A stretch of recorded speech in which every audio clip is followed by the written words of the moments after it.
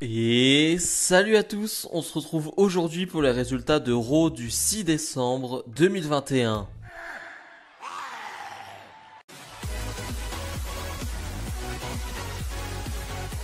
Et le show qui va débuter avec un gros match directement. Big E, le champion de la WWE, fait face à Kevin Owens dans un match en cage. Alors le titre n'est pas en jeu. Je rappelle que Big E fera face à Kevin Owens et Seth Rollins lors du show Day One, donc dans une vingtaine de jours. Et donc on a ce match qui arrive un peu de nulle part. C'est-à-dire que un 1 contre 1 avec une grosse stipulation, avec le titre qui n'est pas en jeu, alors que d'ici 20 jours le titre sera en jeu, je comprends pas trop. Voilà, c'est un truc qui me plaît pas trop.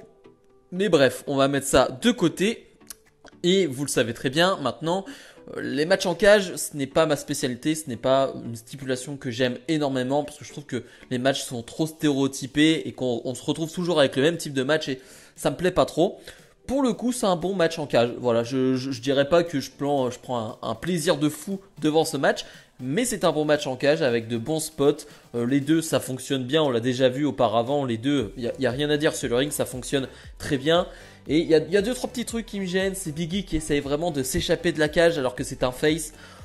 Alors, on peut me dire c'est un face intelligent. Ok, d'accord, c'est vrai, mais des fois il est quand même à l'autre bout de la cage et il essaie quand même de s'échapper plutôt que de faire un tombé sur Owens. Je pense surtout à cette fin. Mais c'est vrai que voilà, c'est un petit truc qui m'a gêné. Sinon, je pense à un bon spot, par exemple, un gros moonsault de Kevin Owens. Ensuite, on a eu un bon frog splash de la part de Kevin Owens. Kevin Owens fait bien le show pendant ce match. Donc, vraiment, c'est un bon combat. Il n'y a vraiment rien à dire sur ce combat.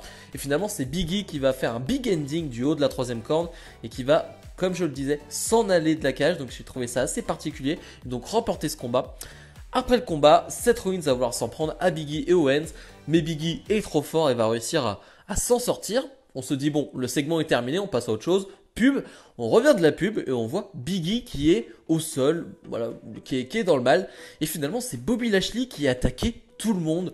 Bobby Lashley qui s'en est pris à Seth Rollins, à Kevin Owens et à Big E. Ok, d'accord, donc Bobby Lashley se remet dans la title picture. Clairement, Bobby Lashley reveut ce titre de champion WWE. Je sais pas si c'était vraiment le bon moment de l'inclure là-dedans. Je sais pas pour l'instant si on a l'idée ou pas de le mettre, de l'ajouter dans ce match à 3. Je ne sais pas, mais je trouve ça un peu particulier le moment. On a déjà un match à 3, on est déjà 3 autour du titre et là tu rajoutes Bobby Lashley. Ouais, j'ai trouvé ça assez surprenant. Nikki ASH fait face à Zelina Vega. J'ai pas grand chose à dire sur ce combat car ça dure 2 minutes, même si en 2 minutes, bon, c'est plutôt propre ce qui se passe, mais je vais pas juger un match de 2 minutes, bien évidemment. Zelina Vega va l'emporter très très cleanement, vraiment, il y a rien à dire, hein. C'est très clean ce match.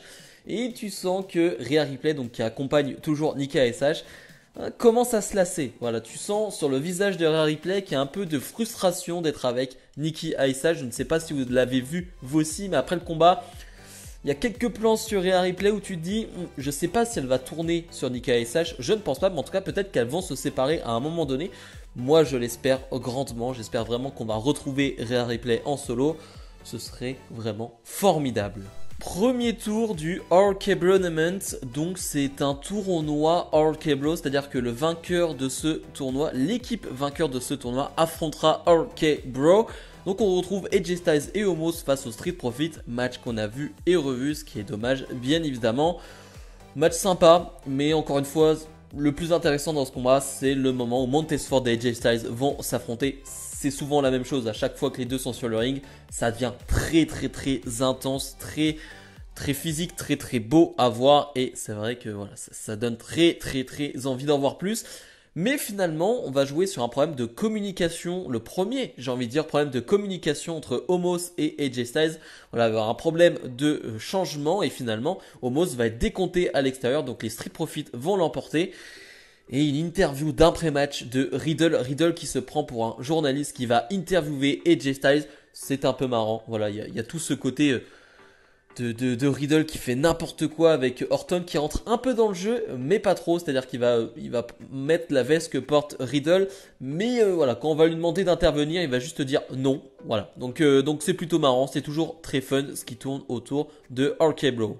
Open Challenge de Damien Priest qui met donc son titre des États-Unis en jeu face à Robert Roode. Et bah c'était très bien comme match, un match d'une dizaine de minutes. Et j'avoue que je suis très content de voir de temps en temps Robert Roode catcher en solo. Alors bien évidemment, Dolph Ziggler va être en ring 5, va être juste à côté. Mais de voir Robert Roode sur le ring tout seul, c'est pas mal quand même de temps en temps. Corey Graves qui nous rappelle tout de même que Robert Roode, quand il s'appelait Bobby Roode, il a été champion NXT auparavant. Pour ceux qui ont oublié, ça date quand même d'un petit moment maintenant. Et surtout, avec tout ce qui s'est passé avec Robert Roode, ce changement de nom d'ailleurs, dans le roster principal, on peut l'oublier, mais non, Robert Roode est bien champion NXT. Voilà, il y a quoi, il y a 2-3 ans, je ne sais plus exactement. Mais en tout cas, il était champion NXT. Il nous donne un excellent combat face à Damien Priest. Je pensais pas qu'on allait avoir un match de dizaines de minutes et surtout d'avoir une belle résistance de la part de Robert Roode. Je pense à certains contres en fin de match, à un springboard. Damien Priest qui veut partir pour une sorte de springboard kick et finalement il va se faire contrer par un spinebuster de Robert Roode. J'ai trouvé ça très très fun et ouais, il y a quelques moves dans le match où je me dis ouais, c'est vraiment pas mal. Donc on a vraiment un bon combat avec finalement, comme d'habitude, Damien Priest qui remporte ce combat et qui se fait attaquer après le match par Dolph Ziggler. Ce qui laisse imaginer que la semaine prochaine on pourra avoir un Dolph Ziggler Damien Priest qui là aussi me donne très très envie. Bianca Belair fait face à Doudrop, une histoire qu'on a depuis quelques semaines maintenant et j'avais qu'une hâte, c'est de voir ce combat. On a une Doudrop qui va finalement attaquer Bianca Belair pendant son entrée, ce qui fait que pendant ce combat, Bianca Belair va être assez affaiblie et Doudrop va être en domination et c'était vraiment très bien, un excellent combat. On parlera de la fin bien évidemment, ça va être compliqué, mais en tout cas le combat en lui-même est vraiment cool. Je trouve que le côté Bianca Belair affaibli qui, pour une fois, est surpassé physiquement parce que Doudrop, physiquement est presque égal à Bianca Belair, voire supérieur, sachant qu'elle a été attaquée avant, donc elle est affaiblie. J'ai trouvé ça très cool d'une Bianca Belair qui, pour une fois, est en souffrance et essaye de revenir dans le combat. Elle porte 2-3 coups, on va dire, prises qui font exploser le public à chaque fois. Quand elle arrive à porter Doudrop, le public est en feu. Je pense à ce Spinebuster où le public réagit super bien. Je pense à la fin où elle a 2 doigts de porter son finish. Enfin, c'était vraiment très très fun. Je prends vraiment beaucoup de plaisir à regarder ce combat. Je sais pas vous, mais en tout cas, j'ai vraiment apprécié ce combat. Jusqu'à cette finalité qui est vraiment nulle. Vraiment, ça, c'est de la merde. Il faut dire les termes. Doudrop qui va finalement sentir qu'elle est en danger et va s'en aller et se faire décompter à l'extérieur. Donc victoire de Bianca Belair. Que Bianca Belair remporte ce combat, j'aurais trouvé ça bien, peu importe. Mais pas de cette manière. Il n'y avait pas besoin de faire partir Doudrop qui, pendant tout le combat, semblait très forte, semblait très à l'aise. Elle sortait grandie de ce combat, Doudrop. Et non, là elle en sort pas du tout grandie. Elle quitte ce combat, vraiment elle l'abandonne et je trouve ça nul, je trouve ça vraiment mal parce que finalement si elle aurait juste perdu ce combat, elle aurait montré aux yeux de tout le monde qu'elle était capable de d'être au niveau du Bianca Belair et là du coup pas du tout, donc vraiment très très déçu de cette fin. Miz TV et il n'y a pas Maryse, Miz qui nous dit que Maryse n'est pas là ce soir, elle a pas du tout envie d'être à Memphis, dans cette mauvaise ville qu'est Memphis et donc il a pour invité Edge et c'est une bonne promo. Voilà, c'est pas une promo exceptionnelle, mais c'est une bonne promo qui te hype pour leur futur combat. C'est-à-dire que Miz qui va encore blâmer Edge pour ce qu'il a fait, ce qu'il lui a dit il y a une quinzaine d'années où finalement lui non plus, comme toutes les autres superstars, l'ont mis de côté juste parce que Miz était différent et il n'était pas il ne répondait pas aux règles de l'époque, il n'était pas comme les autres et donc il a été mis de côté dans les vestiaires, Miz, alors que tout le monde savait que ça allait être une grosse superstar,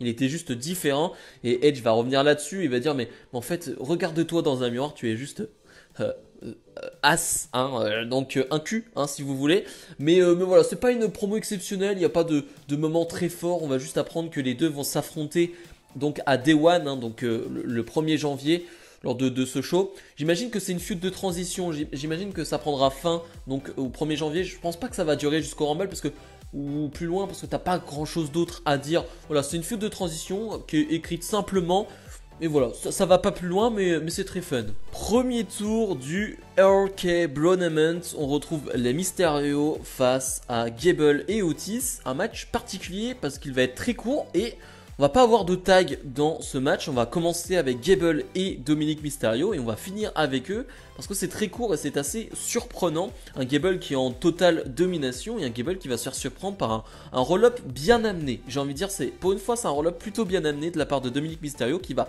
remporter ce combat pour son équipe. Voilà, je sais pas trop ce que ça veut dire, le pourquoi du comment, mais en tout cas, les Mysterio avancent dans ce tournoi. Finn Balor fait face à T-Bar. Match de 3-4 minutes, c'est pas mal aussi. Voilà, c'est des matchs de 4-5 minutes, même pas qui sont plutôt intéressants parce que t'as vraiment un vrai duel. Voilà, t'as pas de la domination totale de l'un ou de l'autre. T'as un vrai duel et voilà, c'est sympa. Voilà, c'est sympa, même si bien évidemment que si tu me donnes un match T-Bar contre Finn Balor de 10-15 minutes, je vais pas dire non parce qu'à mon avis, on peut avoir des dingueries. Mais finalement, Finn Balor va remporter ce combat. J'espère qu'on va revoir très prochainement Dominic Dijakovic et non T-Bar parce que T-Bar j'en peux plus.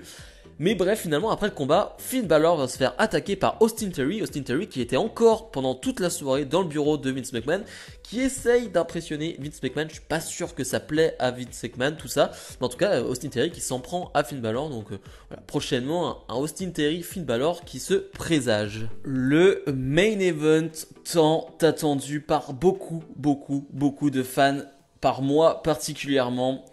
Becky Lynch défend son titre de championne d'Euro face à Liv Morgan. Petit clin d'œil de l'histoire, il y a 17 ans, jour pour jour, Trish Stratus et Lita faisaient le premier main event féminin de l'histoire d'Euro. Et tu te retrouves avec un autre main event féminin 17 ans plus tard. Je trouve que voilà, le petit clin d'œil est quand même assez sympathique. Et donc tu as ce main event qui était vraiment très attendu pour plein de raisons.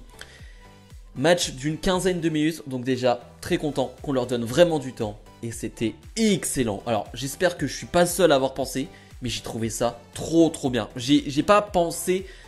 En fait, j'ai pas vu Liv Morgan comme une petite superstar qui arrive et qui doit prouver des choses. J'ai vu Liv Morgan comme une vraie prétendante au titre qui... Alors certes, on reviendra là-dessus, mais n'est pas au niveau d'une Becky Lynch, même en termes d'aura ou quoi que ce soit. Mais je ne l'ai pas vu comme quelqu'un d'en dessous, de 15 niveaux en dessous de Becky Lynch. Je l'ai vu vraiment au niveau de Becky Lynch sur ce match. Je parle en termes de technique, en termes d'aura, en termes de... Ouais, je sais pas, j'ai trouvé bien. Je l'ai trouvé très bien dans ce match, même si ça se voyait avant le match, elle était très stressée, très émue, et ça se comprend. Mais je l'ai trouvé bien. Elle était très bien dans son match, elle a porté les bonnes prises, elle était bien, elle n'a pas fait de botch, elle a été fluide. Bref, j'ai bien aimé le début de combat, surtout avec ces petites techniques qui sont très basiques dans le catch, mais voilà, elles étaient bien amenées, bien faites. Et au fur et à mesure du combat, les prises portées par Liv Morgan, certains n'y croyaient pas, certains y croyaient à cette victoire. Mais bref, en tout cas, j'ai trouvé ça excellent. J'ai vraiment aimé ce booking de Liv Morgan. Le public était pas trop investi. Voilà, c'est le seul point négatif. Pour une fois, là, sur une Liv Morgan Becky Lynch, le public était pas trop dedans. Voilà, il y a de temps en temps où il se réveille, mais voilà, c'est pas le public le plus chaud du monde, ça c'est sûr.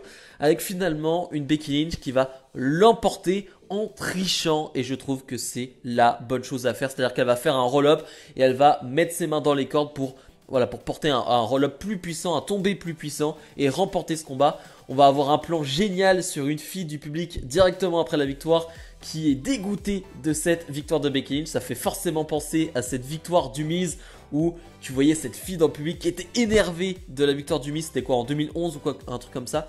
Et ouais, ça m'a fait directement penser à ça. Mais voilà, c'est le bon truc à faire. Je dis c'est le bon truc à faire, je le dis aujourd'hui. Si Liv Morgan a une autre chance pour le titre en pay-per-view. Voilà, prochainement, si elle a une autre chance pour le titre en pay-per-view ou si elle gagne le Rumble, voilà, c'est le bon booking. Si par contre il n'y a rien derrière, on se posera des questions. Bilan de ce Raw, j'ai trouvé ça très agréable à regarder. Il y a des moments pas intéressants comme souvent, mais sur 3 heures, très honnêtement, ça a bien fait le boulot. Il y a de très gros combats, de belles affiches, des histoires qui te donnent envie d'en voir plus. Donc très honnêtement, j'ai trouvé ce Raw vraiment très bon. Donc si je dois donner une note, on irait sur un 7,5-8. Voilà, c'est assez haut, mais je trouve que c'est assez mérité parce que, comme toujours, je le dis toujours, mais quand Raw est mauvais, on le dit, on n'hésite pas à mettre des 4, des 5. Quand Raw est bon, et il faut le dire, on met des 7,5, des 8. Bref, comme d'habitude, n'hésitez pas à me dire ce que vous avez pensé de ce show, à mettre le petit pouce bleu et à vous abonner. D'ailleurs, on a passé les 1100 abonnés, donc merci à vous. Ça continue de grimper et je trouve ça assez fou. Bref, nous on se retrouve dans la semaine pour d'autres vidéos. Salut, salut!